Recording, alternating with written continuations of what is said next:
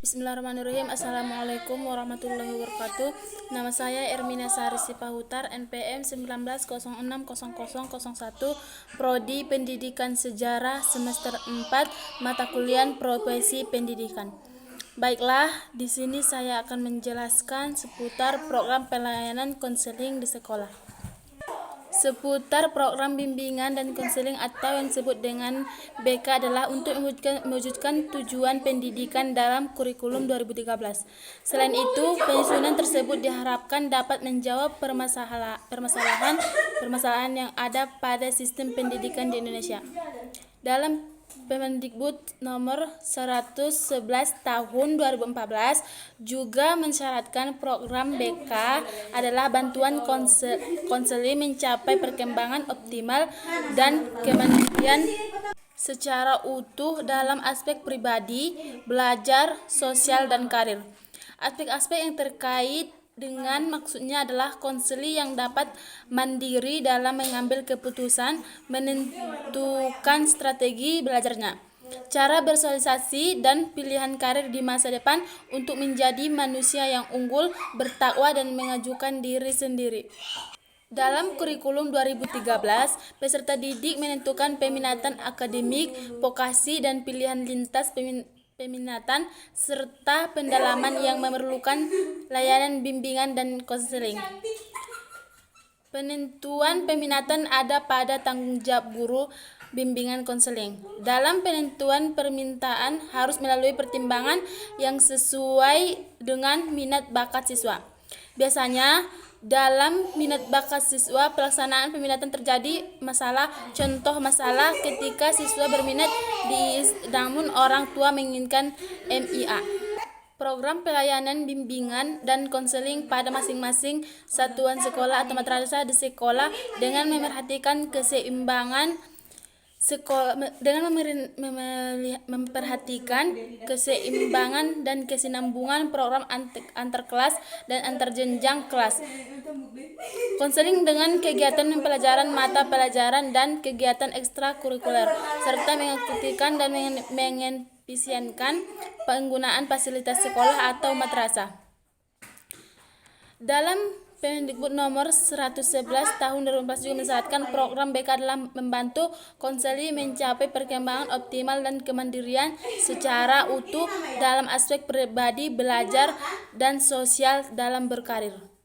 Ketika proses menjadi siswa atau dalam proses belajar di sekolah, seorang siswa diharapkan mampu menentukan dan memilih karir yang mana siswa minati. Di sini peran seorang konselor sangatlah penting karena dalam masa-masa ini siswa harus menentukan alur pendidikan yang sesuai dengan profesi yang diminati dan kemampuan yang dimiliki oleh seorang siswa. Kemandirian siswa di sini sangatlah berperan. Kemandirian siswa dalam memilih karir dapat diartikan sebagai sikap psikologi siswa yang tumbuh pada masa perkembangan di mana dirinya mampu untuk memahami diri dan kemampuannya agar dapat memecahkan dan mengambil keputusan yang menyangkut pekerjaan, jabatan, dan masa depannya tersendiri. Yang kedua, unsur dan syarat penyusunan program bimbingan konseling atau yang disebut juga dengan BK. Dalam penyusunan program bimbingan konseling diharapkan menurut unsur-unsur dan persyaratan tertentu. Menurut ahli Frayinto tahun 1998, unsur-unsur yang harus diperhatikan dan menjadi isi program bimbingan konseling meliputi kebutuhan siswa, jumlah yang dibimbing, kegiatan di dalam dan di luar jam belajar sekolah, jenis bidang bimbingan dan jenis layanan, volume kegiatan bimbingan konseling, dan frekuensi layanan terhadap siswa. Sedangkan syarat-syarat yang harus dipenuhi dalam penyusunan program bidang dan konseling adalah sebagai berikut.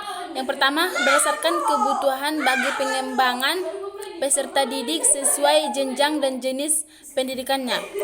Yang kedua, lengkap dan menyeluruh, artinya memuat segenap fungsi bimbingan. Kelengkapan program ini disesuaikan dengan kebutuhan dan karakteristik peserta didik. Yang ketiga, sistematik dalam arti program disusun menurut urutan logis terpsikologis dengan menghindari tumpang tindih yang tidak perlu serta dibagi secara logis. Yang keempat ialah terbuka dan luas. Artinya mudah menerima masukan untuk pengembangan atau penyempurnaan tanpa harus merombak program itu secara menyeluruh. Dan yang ketiga ialah bidang pelayanan bimbingan konseling atau yang disebut dengan BK.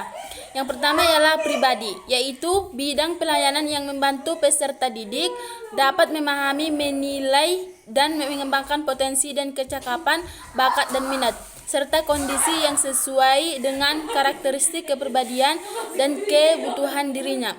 Bidang bimbingan pribadi bertujuan untuk membantu peserta didik dalam mengenal diri yang baik dan mengambil keputusan tentang dirinya sendiri. Pokok-pokok materi dalam bidang bimbingan pribadi diantaranya ialah yang pertama, penanaman sikap dan kebiasaan dalam beriman dan bertakwa. Dan yang kedua, pengenalan dan pemahaman tentang kekuatan diri sendiri dan penyeluruhan untuk kegiatan yang kreatif produktif baik dalam kehidupan sehari-hari. Dan yang ketiga ialah pengenalan dan pemahaman tentang bakat dan minat pribadi serta penyeluruhan dan pengembangannya. Yang keempat ialah pengembangan dan kemampuan mengambil keputusan sederhana dan mengarahkan diri. Yang kelima, perencanaan serta penyelenggaraan hidup sehat baik secara rohaniah maupun jasmaniah. Yang kedua itu ialah sosial, yaitu bidang pelayanan yang membantu peserta didik dalam memahami hubungan sosial yang sehat dan efektif dengan teman sebaya, anggota keluarga, dan warga lingkungan sosial yang luas. Bidang ini bertujuan membantu peserta didik memahami diri, kegiatannya dengan interaksi dirinya dengan lingkungan dan etika yang didasari dengan budi pekerti luhur dan tanggung jawab sosial. Bidang bimbingan ini memuat pokok-pokok materi sebagai berikut. Yang pertama, pengembangan kemampuan. Yang kedua, pengembangan hubungan yang dinamis dan harmonis serta produktif. Dan yang ketiga ialah pengenalan dan pemahaman peraturan dan tuntutan sekolah. Dan yang keempat ialah orientasi tentang hidup berkeluarga. Dan yang ketiga itu ialah belajar, yaitu bidang pelayanan yang membantu peserta didik dalam rangka mengikuti pendidikan sekolah atau madrasah, bertujuan untuk membantu peserta didik dalam mengenal, menumbuhkan dan mengembangkan diri, sikap dan kebiasaan belajar yang baik untuk menguasai pengetahuan dan keterampilan sesuai dengan program belajar di sekolah. Baiklah, mungkin sampai di sini yang dapat saya sampaikan. Kurang dan lebihnya saya mohon maaf.